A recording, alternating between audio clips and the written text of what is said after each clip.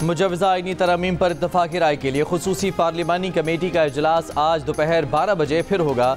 आज मौलाना फजलुर रहमान आईनी तरमीम के लिए अपना मुसवदा कमेटी के इजलास में पेश करेंगे। गुज़िश्ता रोज़ खुसूसी पार्लिमानी कमेटी के इजलास में पीपल्स पार्टी ने अपना मुसवदा पेश कर दिया। पीपल्स पार्टी ने वफाक और सूबों में आईनी अदालत के क़याम और जजेस के तकर्रुर के लिए आईनी कमीशन बनाने की तजवीज़ दी। वज़ीर कानून ने भी बार कौंसल्स की तजावीज़ कमेटी में पेश की।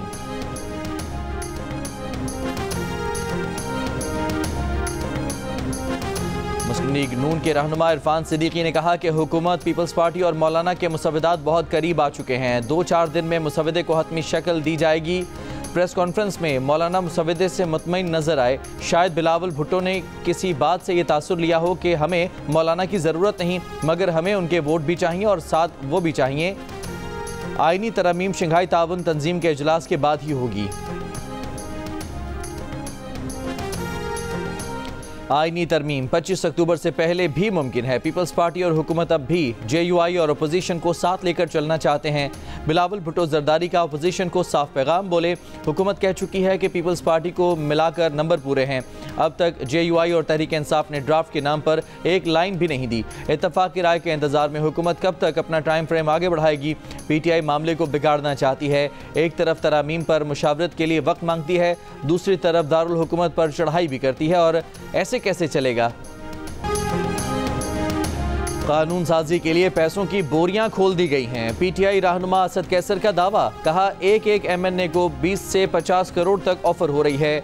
MNA से वोट मांग रहे हैं, न मांगने पर घर गिराया, तशद्दुद किया जाता है। इस किस्म की कानून साजी को रोकेंगे और इसके खिलाफ आवाज़ उठाएंगे। प्रोग्राम नया पाकिस्तान में गुफ्तगू में PTI रहनुमा उमर अयूब ने कहा कि हुकूमत आईनी तरामीम करे, पता लग जाएगा। हमारे MNAs ठुकरा रहे हैं, हमारे MNAs हमारे साथ हैं।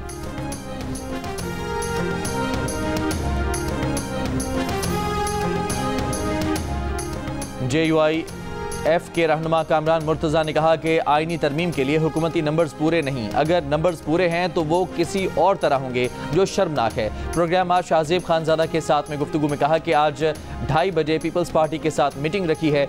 देखते हैं तजावीज़ पर हम कहाँ तक आगे बढ़ सकते हैं। तहरीक इंसाफ से दरख्वास्त है कि ये मौका एहतजाज का नहीं।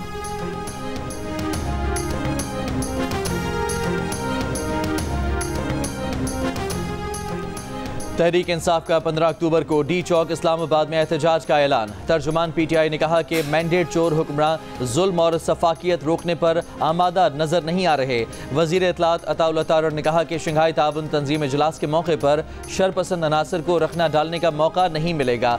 सिक्योरिटी इंतजामात मुकम्मल हैं, फौज, रेंजर्स और पुलिस तैनात है। साजिशी जहनीत वालों को सुकून से घर बैठना चाहिए। वजीर दिफा ख्वाजा आसिफ बोले, PTI वाले बैनुल-अक़वामी साजिशों के मोहरे हैं। ये मुल्क में अदम इस्तेहकाम लाने की कड़ी हैं, मुल्क को यरगमाल नहीं बनने देंगे।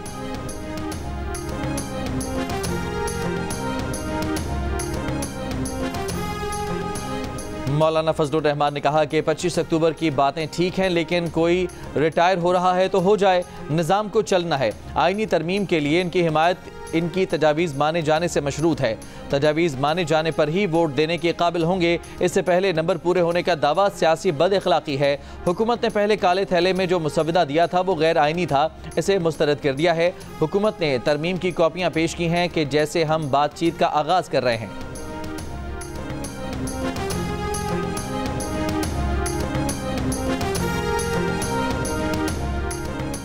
चीफ जस्टिस काजी फायज़ ईसा की 25 अक्टूबर को रिटायरमेंट के मौके पर फुल कोर्ट रेफरेंस मुनक़्क़िद होगा।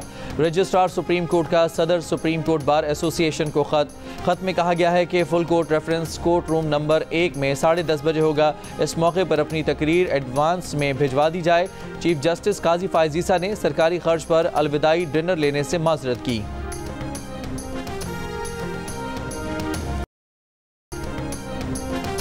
कोयटा में 139 हाउसिंग स्कीमों के गैर कानूनी होने का इंकशाफ।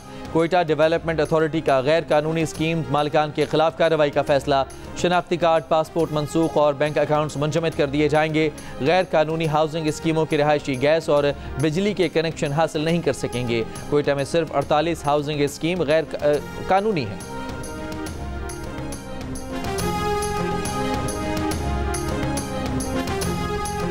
DI खान में महकमा CNW के SDO समेत 3 अफराद अगवा। पुलिस के मुताबिक SDO के हमरा अकाउंटेंट और ड्राइवर को अगवा किया गया।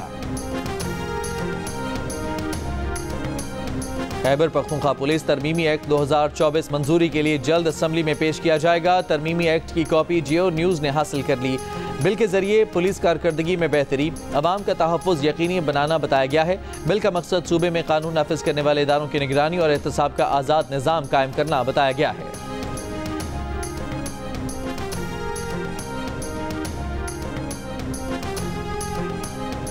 MQM पाकिस्तान की जानिब से हैदराबाद में यूथ कन्वेंशन का इनेकाद। MQM पाकिस्तान के चेयरमैन खालिद मकबूल सिद्दीकी ने कहा कि नौजवान पाकिस्तान के मुस्तकबिल और कौमी असासा हैं।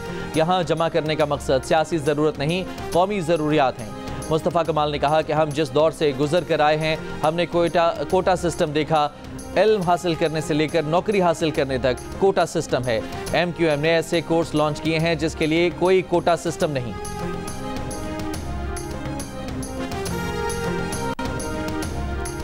गजा के पनाहगुज़ीन स्कूलों अस्पतालों पर बमबारी, मजीद 70 से ज़्यादा फ़लस्तीनी शहीद।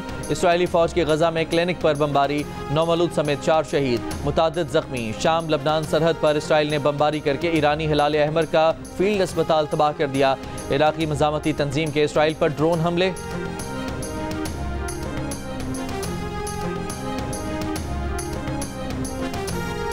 सऊदी वज़ारत हज और उम्रा का सीजनल वर्क वीज़ों के इजरा की मुद्दत में तौसी का ऐलान। सीजनल वर्क वीज़ों पर आने वाले 90 दिन क़याम कर सकेंगे, मज़ीद 90 दिन की तौसी हो सकेगी। सीजनल वर्क वीज़ों की फ़रोख्त पर 50,000 रियाल तक जुर्माना होगा। मुतालिका कंपनी या इदारे को हज और उम्रा सर्विसेज के लिए 5 बरस तक ब्लैक लिस्ट कर दिया जाएगा। दोनों सज़ाएँ बैक वक्त भी दी जा सकती हैं।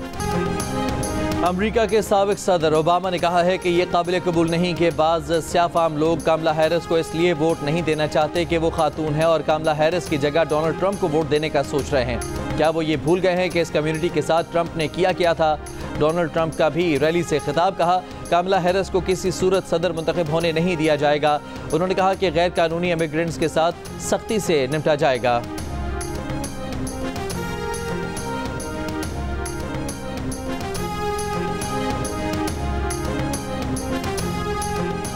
अमरीकी सदर ने फ्लोरिडा में तूफान मिल्टन से तबाही का तखमीना $50 अरब करार दे दिया।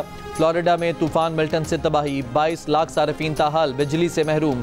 तूफान मिल्टन से फ्लोरिडा में अमवात की तादाद 16 हो गई, सैकड़ों जख्मी हैं।